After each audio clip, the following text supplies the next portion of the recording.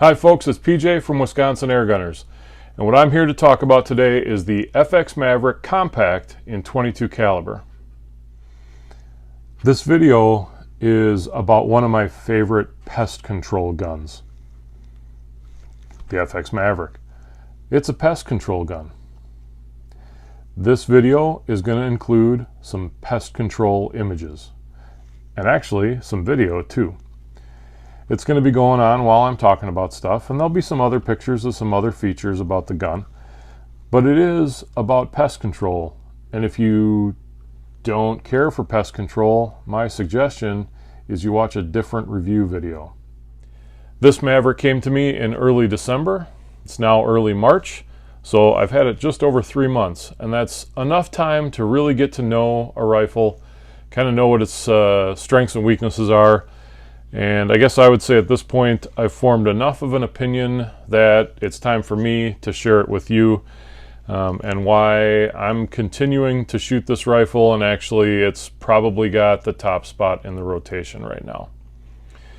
I bought this one from Ken Hicks down at Southern Precision Air Weapons. He did the tune for me, and on Power 2 it's shooting the JSB Hades at around 906 feet per second.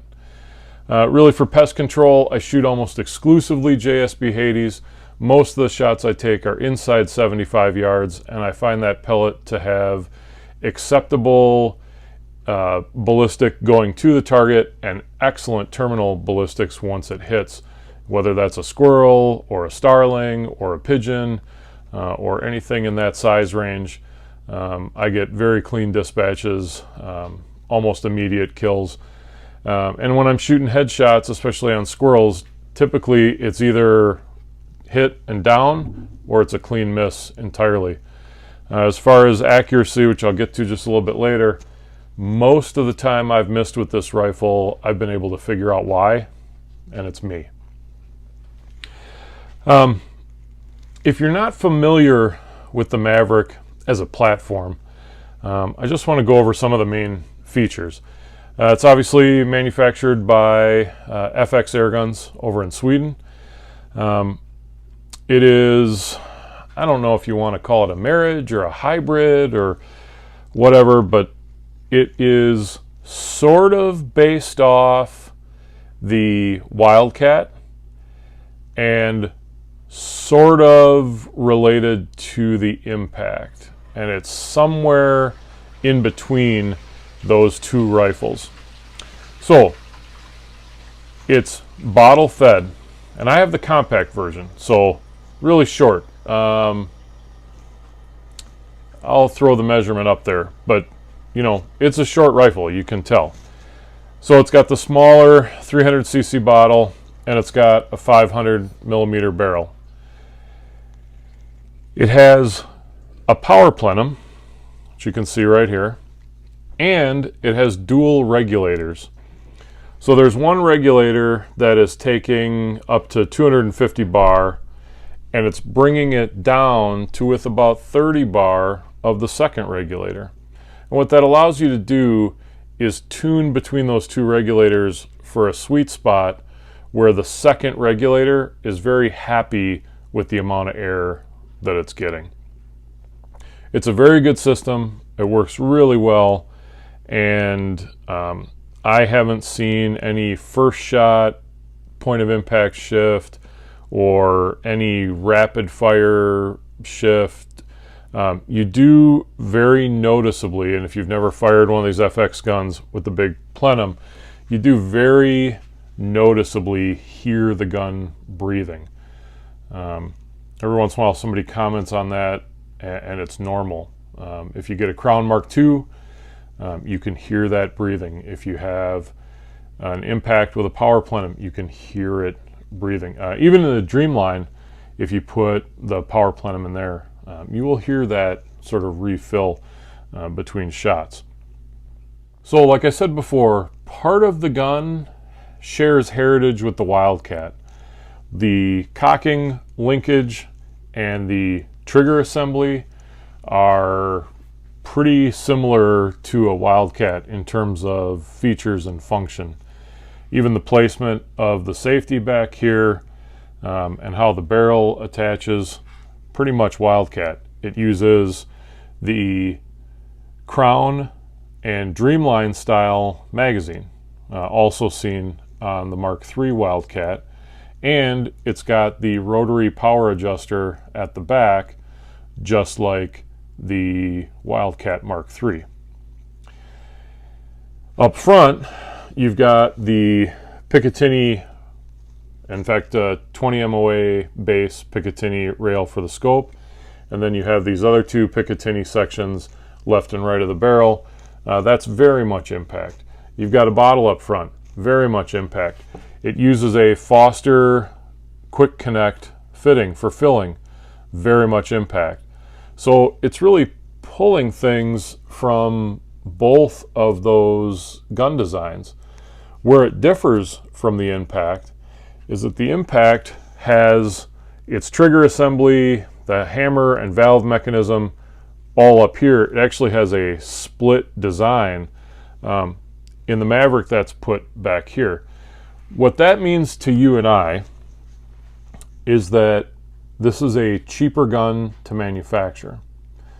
So FX comes out with this, and they come out with this new design, 2 regulators, innovative features, very accurate, a really nice platform, and they're actually able to bring out their new gun, which has enhanced features, at a lower price as compared to the impact, which is, you know, pretty nice. I think they probably, the way FX sells guns, I think they probably could have charged the same, if not more, as an impact. And I think they probably still would have just sold just as many. But they, you know, they realized a savings in manufacturing cost.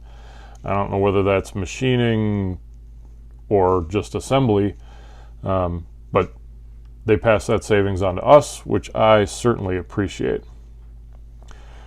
The other thing that that means is if you fire an impact and then you fire this with your face on the cheek rest here and the action being located right here, you're actually going to feel that and hear it just a little bit more. It's a quiet gun, but you're shooting right with your face on the action, and you're going to feel and hear that. So from a shooter's perspective, it seems like it's a little bit louder. Certainly if I compare it to my Dreamline, which is a traditional rifle style, and that action is up here and my face is back here on a cheek piece, I'm not getting all that direct audio transfer and vibration. It feels like a little rougher gun, even though realistically all the parts are doing exactly the same thing. You got a valve hitting a hammer and air coming out. So I don't think it's actually any more violent of an action. I just think it depends on where your cheek is as you're shooting it. So if you can get over that, it's a really fun gun to shoot. It's very accurate. The trigger is good. It's not as good as the Dreamline, which I think of my rifles, the Dreamline has a very, very nice trigger. I think the impact is very nice as well, and this is a step below that, but it's still very good. Why is this in the top spot on my pest control rotation? So there's a couple of reasons. First and foremost, it agrees with the JSB Hades. It shoots them. It was the first pellet I put in, and it's the pellet I load in it every day, and the one that I pay attention to, when's it in stock so I can order more. But I shoot for pests the JSB Hades almost exclusively, and this barrel really likes it. I thought the old FX Smooth Twist or Twist X barrel was very Hades friendly in 22 caliber. The Superior liner shoots it even better, actually. So number one, it likes the Hades. So number two, the name. It's called the Maverick. If you've checked out other videos, you might have seen my range dog Maverick running around every once in a while. With a name that's the same as your dog's name, it's pretty hard not to pick one up. And maybe I should put that a different way. it's a little bit easier to convince your wife that you should have to pick one up. So remember that. I've mentioned this briefly a couple times, but I'll throw some paper up. It's an accurate rifle. When I'm doing pest control operations, I expect to get really, I can dial to it and guarantee I'm going to hit where I'm shooting at 60 to 70 yards. And the Maverick has not let me down, not once. I have missed with it, but most of the time I can chalk that up to a bad wind read, or I have had a couple of times where I didn't reset the scope to 0. There was one time where I had adjusted the power up and then didn't pay attention to that, and therefore it was shooting quite a bit hotter than what I thought it was, and so the pellet was, well, that one was probably a little unstable and high. So there have been mistakes on my end, but I can't fault the rifle at all. It certainly gets the job done. In terms of power, I'm shooting the Hades at about 906 feet per second on average. It's got a fairly low standard deviation, somewhere between 2 and 3. Whenever I do a 10-shot group, I don't shoot over a chronograph a whole lot. I need to know what the rifle's doing, and then I kind of ignore it unless I perceive that there's something going on and I need to check it out. But it's very consistent, and I'm shooting on power 2. Now the Hades is a light pellet, and the way Ken Hicks tuned this for me, I am able to bump it up, and if I want to shoot either a heavier projectile, whether it be the 18 grain or the JSB redesigns, or, and I haven't done a lot of this, I want to throw slugs in, I've got the headroom to make that work. If in the end I decide that that's not a direction I want to go, particularly up into the slug world, then I always have the option of tuning it down. And what I'll say about really almost all the FX rifles is, in terms of, you know, what does it shoot well, that really gets into what do you have the time and energy and interest to tune it for. This platform has a ton of power, and remember, I'm shooting the short 500 millimeter barrel version. Really, if you wanted to start increasing the power, it's as simple as picking up another barrel in a longer length, and you're going to really add to the potential for what it can do. I don't typically shoot slugs. I don't have a lot of places where I would take long shots that having or using a slug would be an advantage to me, where I have a really long runoff. And what I mean by that is, when you go to a high BC projectile, it's going to maintain its velocity and therefore energy for a longer period of time. It's going to travel further because it's going faster and gravity has less time to pull it down. So if I'm shooting at a silo 100 yards away, I have to keep track of what's beyond that silo for hundreds of yards, where a pellet is going to lose its energy much more quickly. I still have to be aware of my backstop and potentially what's beyond it, especially in the case of my backstop just being a pigeon. But I just don't have a lot of places that necessitate and are set up safely for me to shoot slugs. So as a result, I don't shoot a lot of slugs. But as I don't know, got a wild hair the other day and had a few extra minutes, so I loaded up about a half dozen slugs. I took a shot at 45 yards just to see where they were tracking. I had dialed the power all the way up to 7. I figured I knew where they were hitting, and I sighted in at 100 yards on my Action Armor target, and that target has a 1-inch circle in the middle, and then it has panels left, right, up, and down, so you can see, you know, am I hitting high, am I hitting low, am I hitting left, am I hitting right, or am I hitting right on? I estimated that it was going to be 2 mils for the hold, and I squeezed the trigger, and wouldn't you know it, that really, I don't know, estimate, guess, whatever, it was perfect, and it just hit that center, spun it around a couple times. Wow. So I loaded it again. You believe me or not, none of this is on video.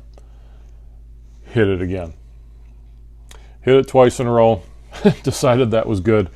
And that future slug testing was going to need to be done. And I think this gun's got great potential as a slug gun. Right now, I don't do a lot of slug shooting, so it's not a high priority for me, but nice to know that it's there. And I know other people have had great success.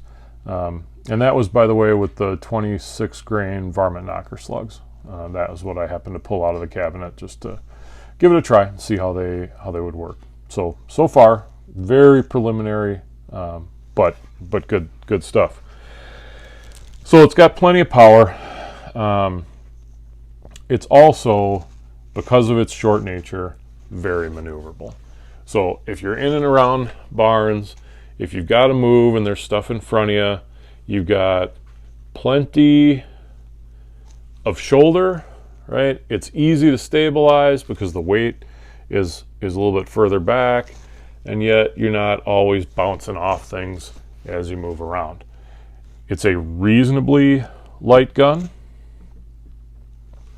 But more importantly, very compact and easy to move. I have not had a lot of success shooting the Wildcat.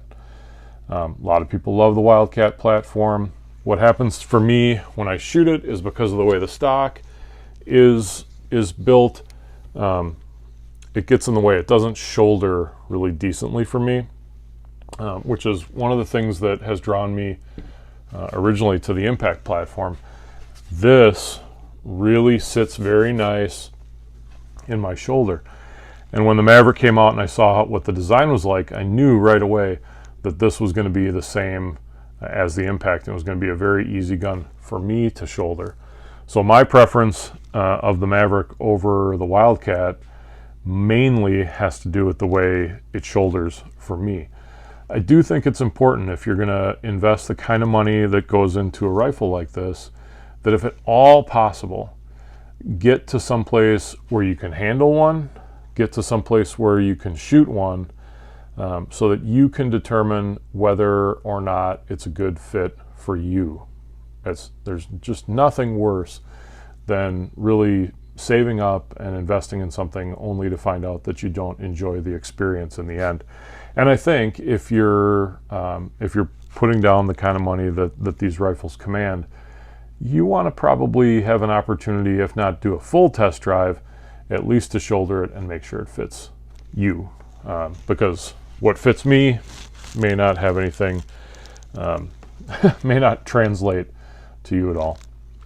So finally, why is this at the top of my pest control list? Why is this the rifle that I pull out every time I'm heading out to the farm or going out onto the backyard range to see what's going on? It's a very quiet rifle.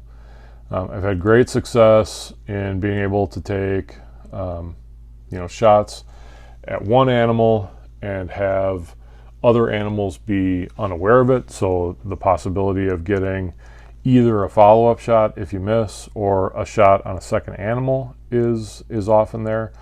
I use a lot of DonnyFL products.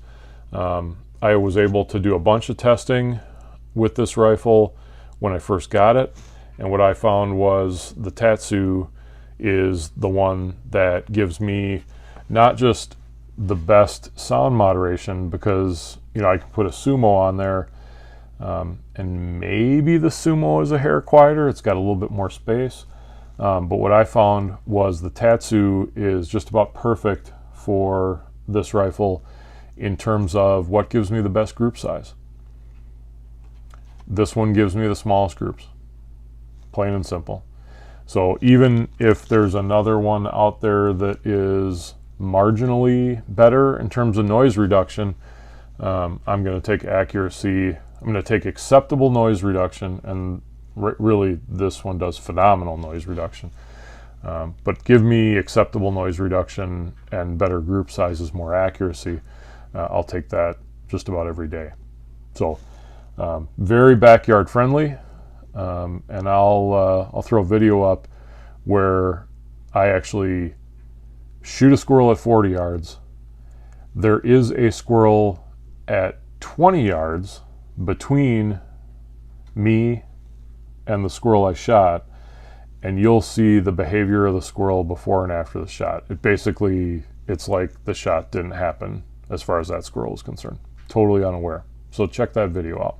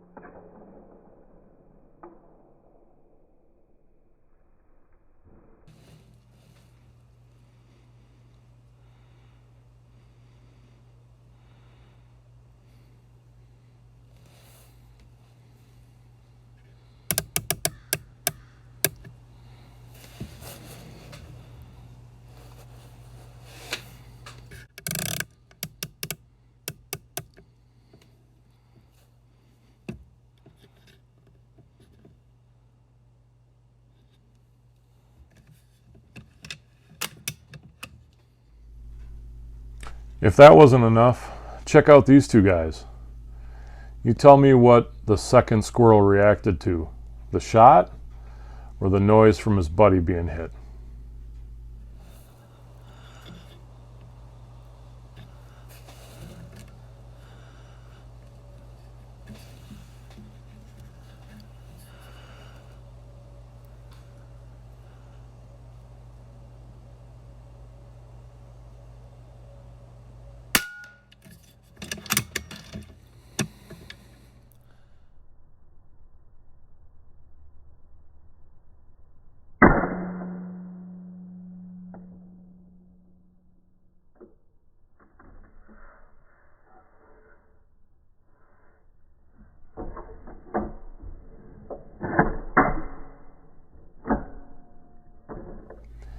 One of the great things about an amazing platform is that the greatness doesn't stop at the factory door. There are a couple of things that I've added to this gun that really push it up and over the edge. And I would say if you're going to buy this, plan on making the extra investment. And I'm going to go in the order that I think they're significant. Number one, you're going to want to do something to enhance the sound moderation. It's not a super loud gun, but if you're shooting the, whatever pellet in the 850 to 910 range, that's moving a lot of air and it's going to bark. You're going to want some sort of sound suppression, moderation, whatever you want to call it. This does have a shrouded barrel. There is an air stripper in there. But if you look, this is, bare barrel up to here, and really the shroud is only, I don't know, that's maybe 6 or 7 inches. There's not a lot of air volume there. So it needs help with the moderation. I'm a big fan of DonnyFL. They make a quality product. And really, like I said, in testing, this Tatsu is just perfect. A lot of my 22s were a Tatsu. In fact, Hellboy wore one right up until I got a carbon fiber shroud. And that actually ate up some of the air volume that gun was working, and the air a little bit overpowered for the Tatsu, so I moved up to a Sumo, and that actually helped things out quite a bit. But you're going to want moderation on the end of the gun. So that's number one. Number two, this is the SABER Tactical Adjustable Butt Pad. You've got a number of different adjustments, including length of pull. You've got an angled top, so you can move this into whichever of 5 positions is more comfortable for you while you're shooting.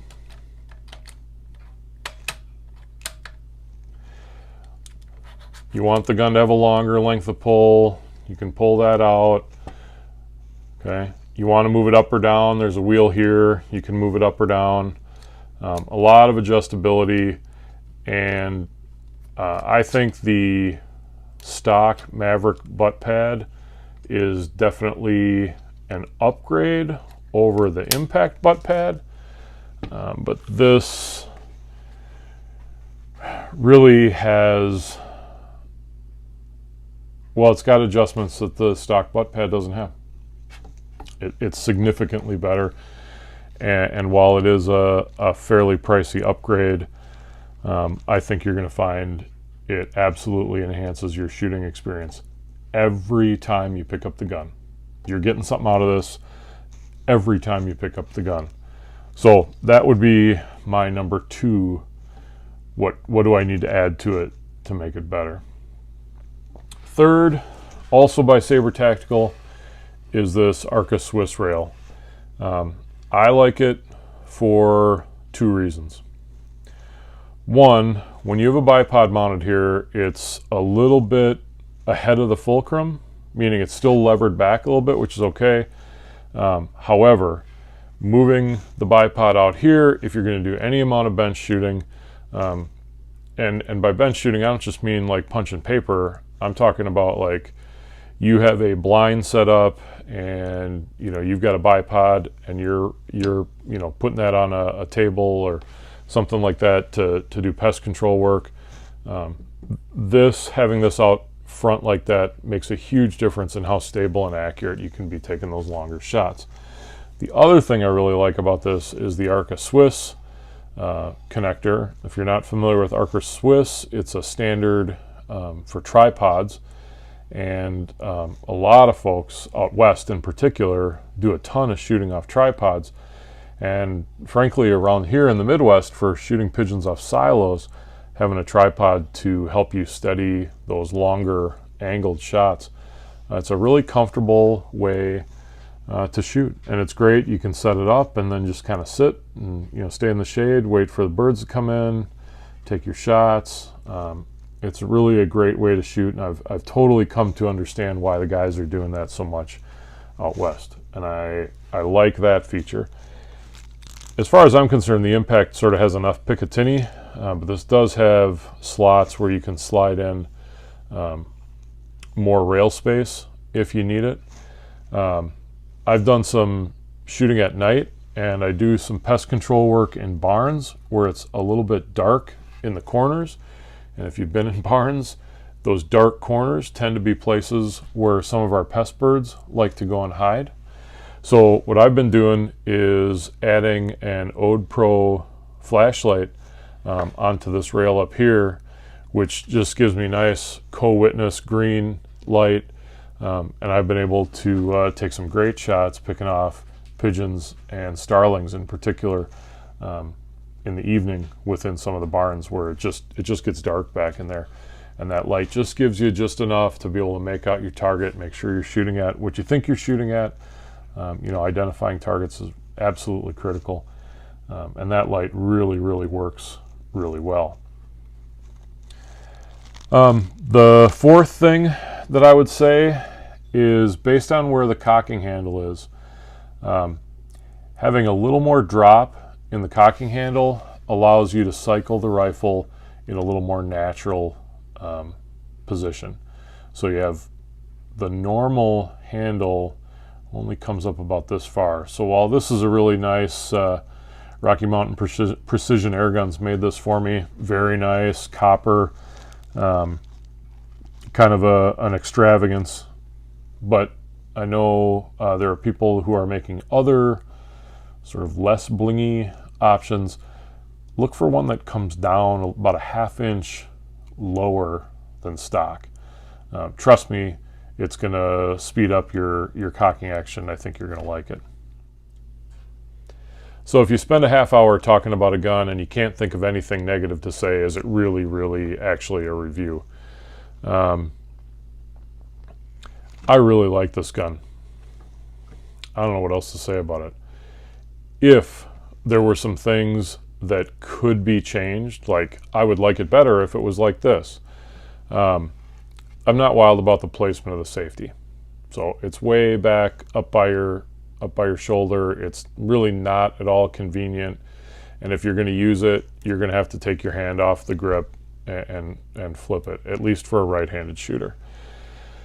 So I guess that's one thing that, you know, it'd be great if the safety were down here, or, you know, they had a different kind of mechanism. But I understand why it's here, and I understand placing it here, which is where they've had it on the Dreamline, actually, although that block is moved forward. It's back here on the Wildcat. I get why it's there, and that's part of why they were able to bring this out at the price they were able to bring it out. So the safety, it works just fine, and actually, when you have it cocked, it will flip fully up and down into both positions. When the rifle is not cocked, it actually won't go all the way into safe. Now, it's not unsafe because it's not cocked. It actually acts as a indicator for whether or not you're loading. That's how I look at it. I know whether or not the gun is charged and hot based on whether or not, when I put it into safe, does it fully engage in safe. The cocking mechanism is just not as smooth as an Impact or my Dreamline. It's acceptably smooth, but it's not as refined as some other FX rifles. I would say that a good portion of that is the fact that there's linkages involved.